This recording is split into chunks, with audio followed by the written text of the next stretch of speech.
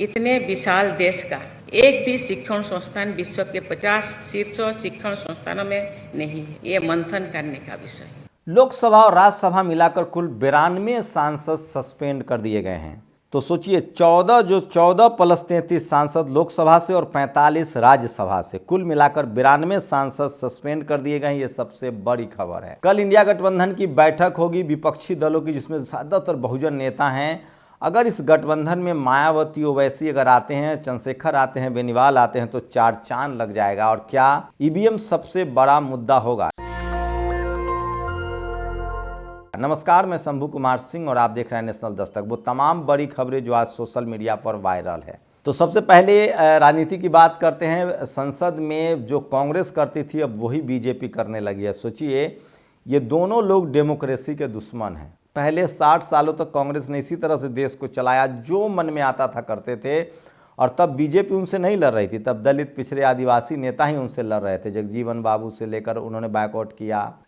उसके बाद आपको बता दें कि बिहार में जगदेव बाबू लड़े, रामस्वरूप वर्मा लड़े, मान्यवर कांसी राम साहब, तो सब बहुजन नेता जो हैं बाबा साहेब तक को कांग्रेस से लड़ना पड़ा। अब वही काम बीजेपी कर रही। तो सवर्ण लीडरशिप वाली पार्टियों के डीएनए में जो है वो डेमोक्रेटिक सिस्टम नहीं है, लेकिन वो डेमोक्रेसी का सबसे ज़्यादा मजा ले रहे हैं, क्योंकि बहुजन नेता एकजुट नहीं है, बहुजन जनता एकजुट नहीं है।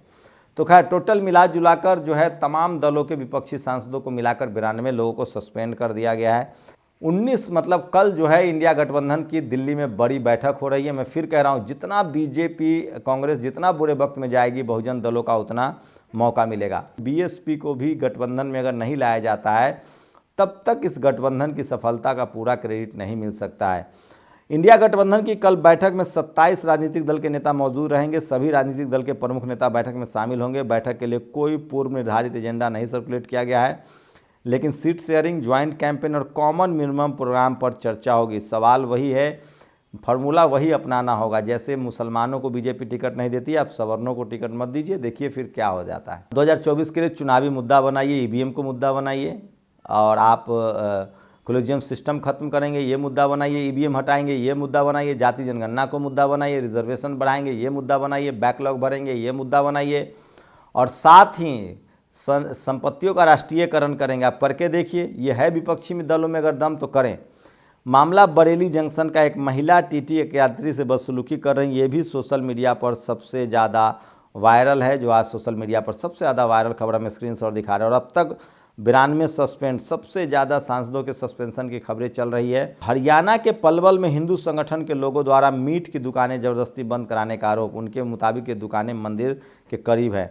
तो बीजेपी को ये मुद्दा बहुत सूट करता है, तो करेंगे ही, अपना सवाल है। और अब तक 92 सांसद निलंबित हैं। आज आज़ाद भारत में पहली बार ऐसा हुआ, कोई और बचा हो उसे भी कट डालो।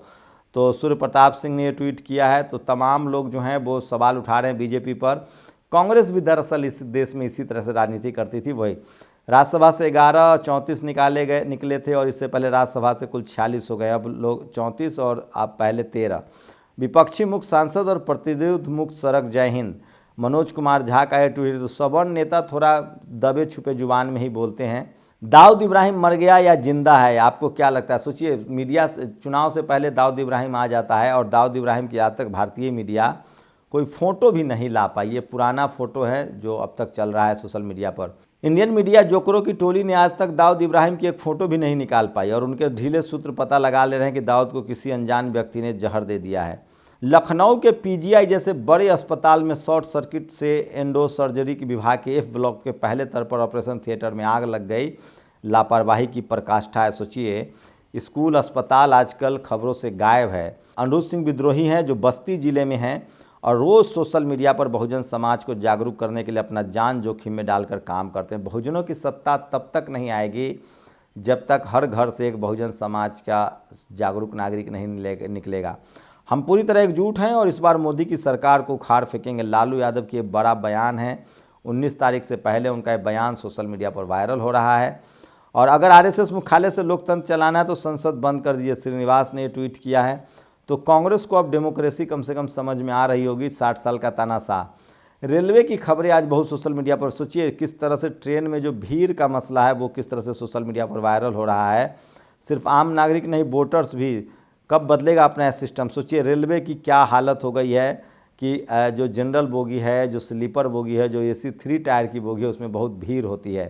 ये भारतीय रेलवे का फर्स्ट क्लास है, आप लाख उतर गलदोद ले। ये सोचिए condition of AC first class Mahananda express, Kapil ने कोई ट्वीट किया है।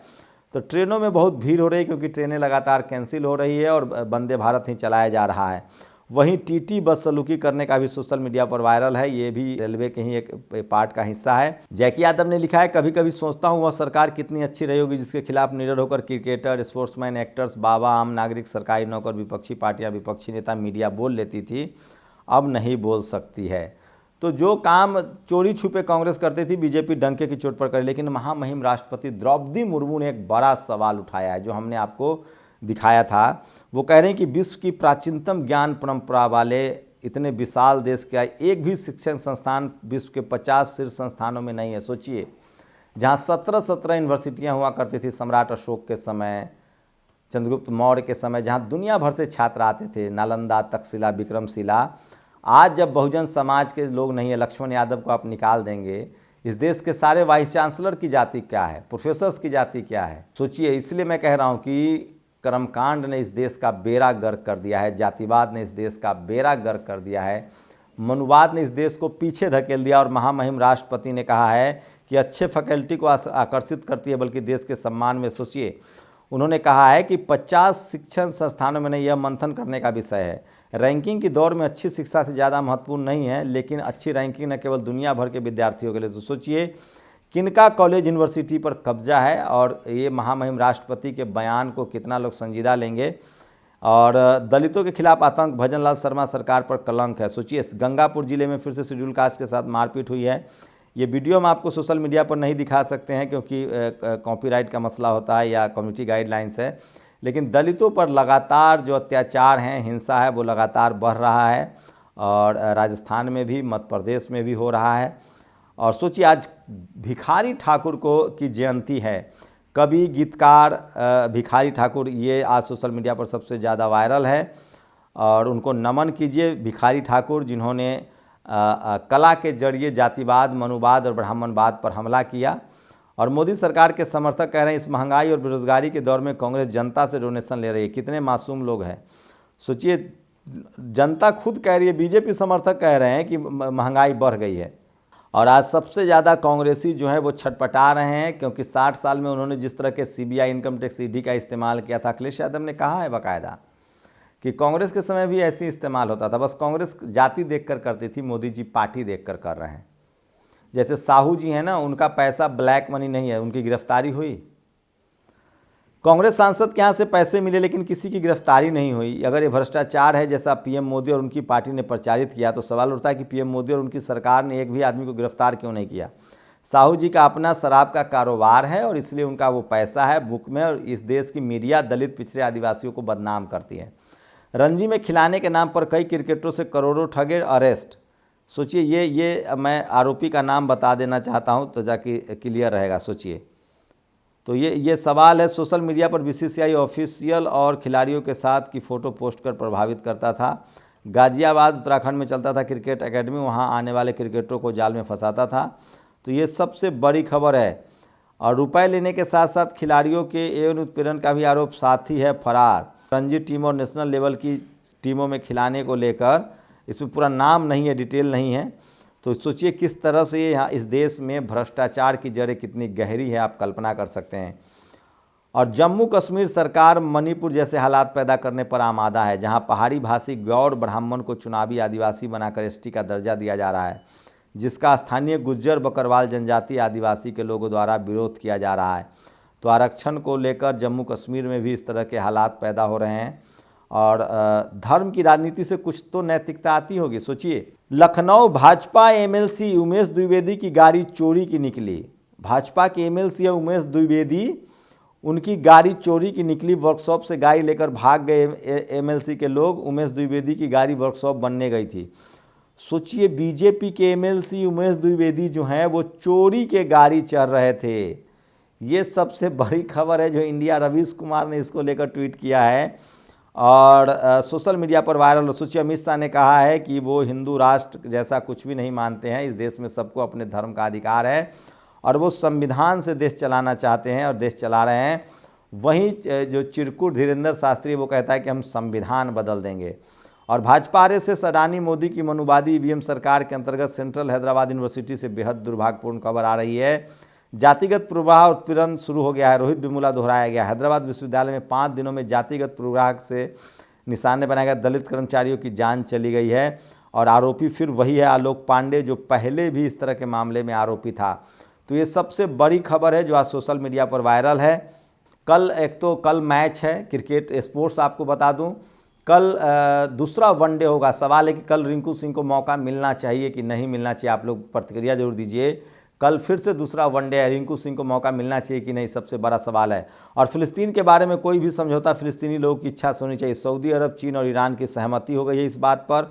और पूरी दुनिया के मुसलमान जो हैं वो 10 दिनों तक पश्चिम के सारे बैंकों से अपने पैसे निकालेंगे, ATM कार्ड को पेमेंट नहीं करेंगे, क्रेडिट कार्ड पेमेंट नहीं करेंगे। तो दुनिया भर के मुसलमान फिलिस्तीन के पक्ष में खड़े हो रहे हैं। वहीं नीदरलैंड में जो है बड़ा प्रदर्शन हो रहा है इंटरनेशनल कोर्ट के सामने और बेंजामिन नेतन्याहू के खिलाफ। वहीं खुद अब बेंजामिन नेतन्याहू ने मान लिया है कि उनको सबसे ज़्यादा नुकसान गजा पट्टी में हो रहा है।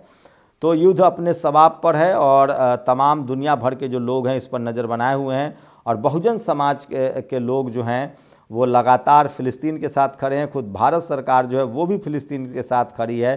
तो ये तमाम बड़ी खबरें हैं जो आज सोशल मीडिया पर वायरल है। अपनी प्रतिक्रिया जरूर दीजिए। शुक्रिया। नेशनल दस्तक की आपसे गुजारिश है कि अगर इसको बचाना चाहते हैं तो नेशनल दस्तक को सब्सक्राइब करने के लिए रेड कलर के सब्सक्राइब बटन को दबाएं, फिर बेल आइकन की घंटी दबाएं। नेशनल दस्तक को बचाने के लिए बहुत जरूरी है कि हर खबर को शेयर करें, लाइक करें, कमेंट जरूर करें।